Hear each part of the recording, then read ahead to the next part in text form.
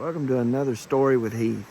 So a lot of these famous YouTube guys say that what you should do is go on here and tell everybody to like and subscribe and smash buttons and all that stuff. But I feel like the best way that you can help me is I'm not doing this to get rich. I'm just doing it to try to help people. So if you think this would help somebody, share it with them.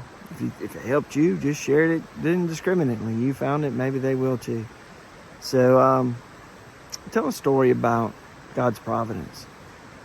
I was pastoring a church and things had gotten hard. We had lost some people, and the church itself had struggled for a while, and things were not good financially, and maybe it was a case of just economics of the 20 teens catching up with us, or maybe it was people voting with their pocketbook. I don't rightly know, but things were tight.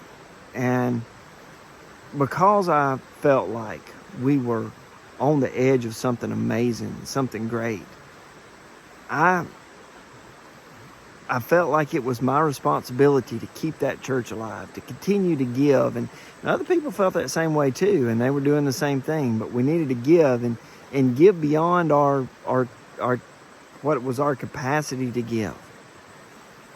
And there was a moment where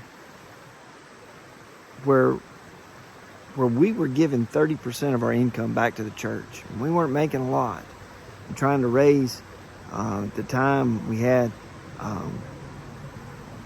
let's see how many kids I did have. We had 9 kids at the time, 10 kids at the time. So it was a lot. It was a big burden to bear, and we didn't rightly know how we were going to make it, because we continued to give and give and give, and it seemed like no end in sight. But I knew something amazing was going to happen.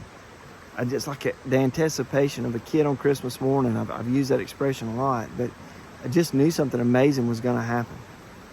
But in all of that giving, Christmas came around and we had nothing saved up for the kids.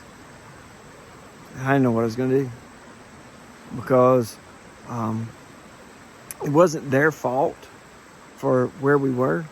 It wasn't their fault for the decisions that their father and mother had made, but they were the ones who were about to pay for it. And they didn't understand all of these things. They were just kids.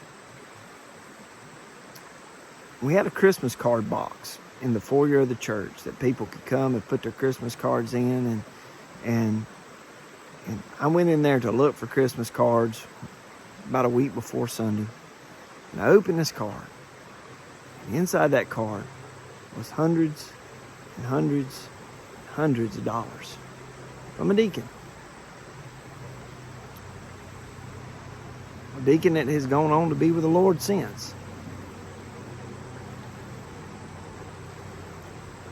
He didn't know what a bad position we were in. He didn't know how difficult the situation was for us. But he felt led to give, and he did. And I talked to his wife about it probably a couple of years later. I thanked her. I said, if it hadn't been for y'all, the kids wouldn't have had Christmas that year. And she said, I just couldn't figure out how the church was still operating, knowing what a position we were in. And I didn't know how the bills were getting paid. But now I do. That next year, we saw a revival that was amazing. We baptized over, I think it was 32 people that year. For a church the size of 100, we baptized a third of our congregation. We saw young people, old people, middle-aged people, successful people, poor people. We saw people in all diversities of socioeconomic and races and whatever come to know the Lord and trust Him as their Savior. We saw an amazing thing happen. That come at a cost. That's probably a story for another day. God never asked you to give